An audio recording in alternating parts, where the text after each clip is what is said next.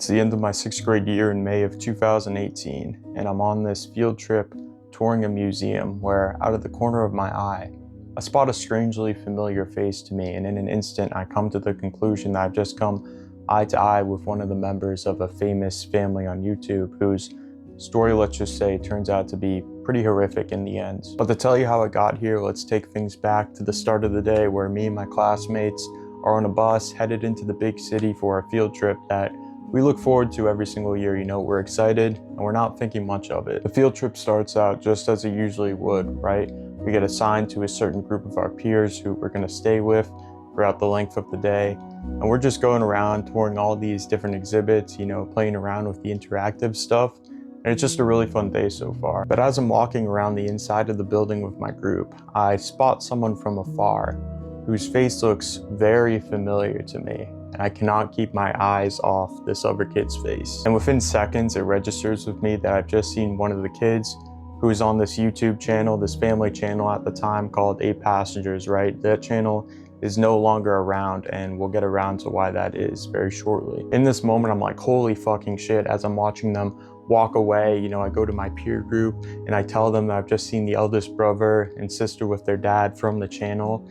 And straight away, you know, no one fucking believes me. I was sort of that kid who did a lot of stupid shit and said a lot of things. So people didn't really take a lot of the things that I said at the time very seriously. I was trying to like point in the direction that they were walking in, but by that point they had sort of gotten themselves lost in the crowd, so I just missed the opportunity to show my peers that they were actually there. Now pretty much the rest of the entire trip was just spent with me trying to convince like my peers and my friends that I had seen these famous YouTubers, and of course, despite all my efforts, still no one believed me until something happened that changed everything. Fast forward to when we're exploring one of our last exhibits on the trip, and one of the kids in my group sort of walks off to explore around a bit. But when he comes back, he says that he has indeed spotted the same YouTubers that I did. So now it's pretty much confirmed that the YouTubers are actually there. Since, like I said, this is towards the end of the field trip and my group has more sort of flexibility with where we want to go, we all sort of go back to that area of the museum.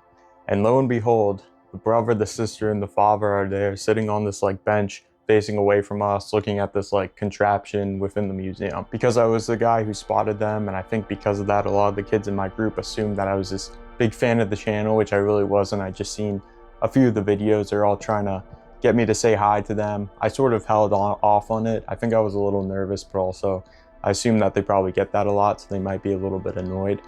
And then we sort of walked off after that point. If you're interested in starting and therefore growing your own YouTube channel, and you're willing to receive the proper guidance and advice you need to ultimately reach your destination, click the affiliate link down below in the description. It will send you over to the school community of none other than Luke Vidler himself here on YouTube, who currently has over 100,000 subscribers, where you will not only be able to receive proper guidance and advice from Luke himself, but also potentially have the chance to speak with and ask questions to other big names in the space along the way. And one last thing, if you're enjoying the video so far, make sure you absolutely obliterate that subscribe button down below. It helps me out a fuck ton. But with that being said, I'll let you get back to the video. But as we're leaving that area and we're sort of out of their sight at that point, I shout the name 8 Passengers pretty loudly, to the point where I'm pretty sure they did hear me. And so that was sort of the last chance I had to greet them as we're leaving this field trip. Now, the craziest part to me seeing this YouTube family in person is that they actually live 9 states away from me, and they were just on a trip to my state, just doing fun things. And they just happened to be in the same place at the same time. Crazy coincidence. As time goes on, I don't think much of the whole thing. You know, they're these famous YouTubers. They have around 2 million subscribers, you know.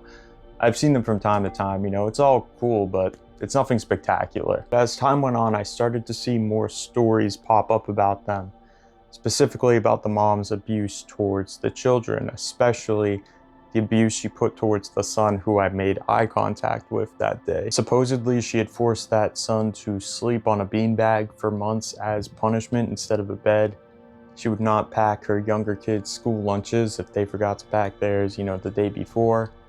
And she also starved some of her children and didn't treat their wounds properly, using things like cayenne pepper and honey. Eventually, the parents split up, and the mom actually ended up moving into the home of the family therapist that they had had at the time, bringing her 2 youngest children with her. Now, this is where the story really gets dark, because the mom, along with the therapist, would end up abusing the children, tying them up, starving them for long periods of time, and keeping them separated from each other inside the family home. No one knew what was actually going on until one of the kids, the 12-year-old boy, escaped the home, ran to someone's house, rang the doorbell, and just told them that he had left this abusive home and to call the police. The child had tape around his wrists and ankles to what he would later confirm to be tied to dumbbells, which were on the floor, and completely restricted his movement.